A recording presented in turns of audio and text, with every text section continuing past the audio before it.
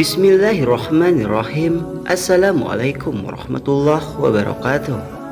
Syukur alhamdulillah kita masih diberikan begitu banyak kenikmatan sehingga kita masih bisa bertemu di channel ini.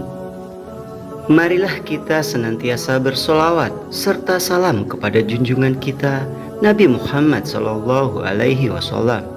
Allahumma sholli ala sayyidina Muhammad wa ala ali sayyidina Muhammad.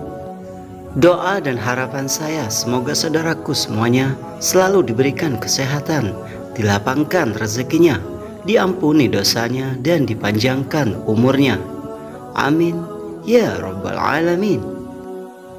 Sahabat beriman yang dirahmati Allah, dalam kehidupan sehari-hari kita kerap kali mendapati hewan kecil yang mengganggu, dan tak jarang kita pun membunuhnya karena alasan tidak jelas, bahkan tanpa merasa bersalah sedikit pun. Tahukah Anda, dalam Islam ada sekian banyak binatang yang boleh dibunuh, serta terdapat pula beberapa binatang yang haram untuk dibunuh. Jadi tidak semua hewan kecil boleh dibunuh, walaupun populasinya tidak terbatas. Terkait haramnya membunuh beberapa binatang itu mempunyai dasar, baik dari Al-Quran ataupun hadis Nabi. Tiap-tiap dari binatang yang haram dibunuh itu pasti mempunyai alasan. Maka sebagai umat Islam telah sepantasnya kita perlu mentaati tentang itu. Berikut ini adalah 5 binatang yang haram untuk dibunuh di dalam ajaran Islam. Yang pertama ialah semut. Semut jadi salah satu binatang yang dipercaya selalu bertasbih. Binatang kecil tersebut juga merupakan bala tentara Allah yang terbanyak. Semut sebagai salah satu binatang yang dilarang untuk dibunuh dalam Islam.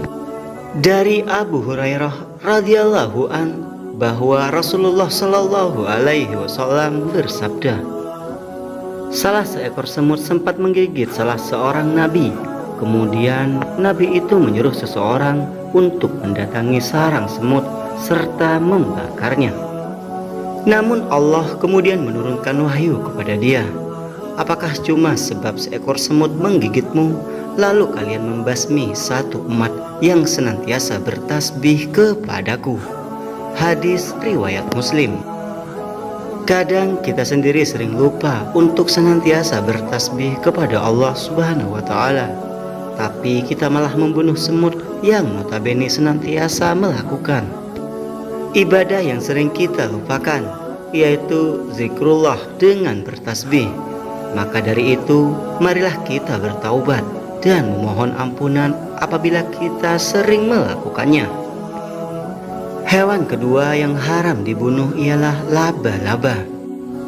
Dalam sejarah kisah Nabi, laba-laba dipandang sebagai binatang juru selamat Rasulullah Shallallahu Alaihi Wasallam dikala ia dikejar oleh kalangan Quraisy yang hendak membunuh beliau.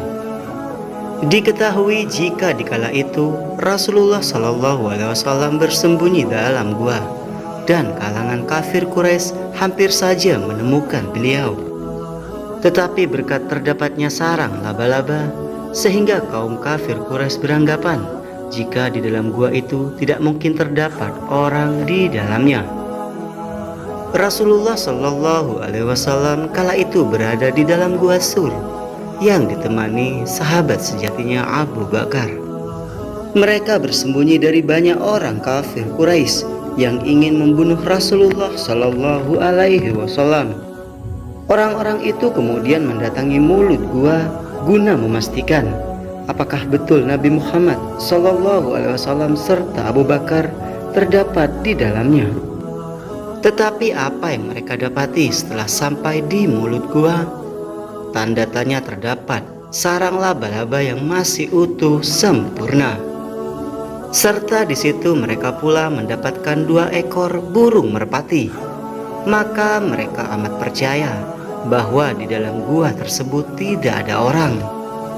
Merajuk pada kisah tersebut, sehingga Islam memutuskan kalau tindakan membunuh laba-laba menjadi sesuatu perihal yang tidak dimaafkan atau diharamkan, Maka dari itu, apabila kalian pernah membunuhnya, maka bertaubatlah. Dan yang ketiga, lebah. Lebah adalah salah satu binatang yang istimewa dalam Islam.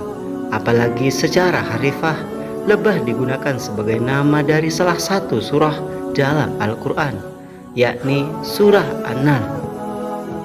Terselip banyak pelajaran yang dapat dipetik dari kehidupan lebah.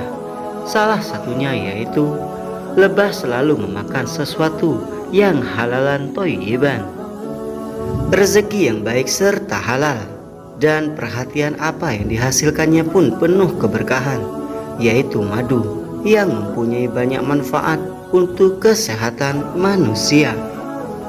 Mayoritas ulama mengatakan hukum lebah selevel dengan semut dengan landasan di atas, yaitu pantangan membunuhnya serta pandangan menyantapnya. Namun para ulama menerangkan jika larangan membunuh lebah sebab menghasilkan madu yang bermanfaat untuk manusia. Dan hewan keempat yang haram dibunuh ialah katak. Rasulullah Shallallahu Alaihi Wasallam bersabda, "Berilah keamanan bagi katak, jangan dibunuh. Karena sesungguhnya suaranya yang kalian dengar adalah tasbih dan takbir. Sesungguhnya hewan-hewan meminta izin kepada Rabb-nya untuk memadamkan api dari Nabi Ibrahim, maka diizinkanlah bagi katak, kemudian api menimpanya. Maka Allah menggantikan untuknya panas api dengan air." Hadis riwayat Abu Sa'id As-Syami, Ibrahim bin Abi Ablah, dan Aban bin Sahih. Dan hewan terakhir yang haram dibunuh ialah burung hudhud. Burung hudhud merupakan salah satu binatang yang disebutkan dalam Al-Quran. Burung ini amat terkenal dalam kisah Nabi Sulaiman karena menjadi utusan yang mengantarkan pesan Nabi Sulaiman pada Ratu Bilqis. Keistimewaan burung tersebut menyebabkan binatang yang satu ini haram dibunuh sesuai dengan ketentuan Islam. Membunuh hewan yang tidak bersalah jelas tidak dapat dibenarkan. Kita boleh membunuh hewan jika keberadaannya mengganggu keselamatan. Maka dari itu, mulai hari ini untuk berhati-hati dalam bertindak. Walaupun itu hanya membunuh hewan kecil sekalipun, karena segala sesuatu ciptaan Allah ada tujuan dan hikmah di dalamnya untuk kehidupan manusia. Wallahu a'lam bishawab. Demikian yang bisa saya bagikan. Semoga video ini bisa bermanfaat untuk kita semua. Amin ya rabbal alamin. Assalamualaikum warahmatullahi wabarakatuh.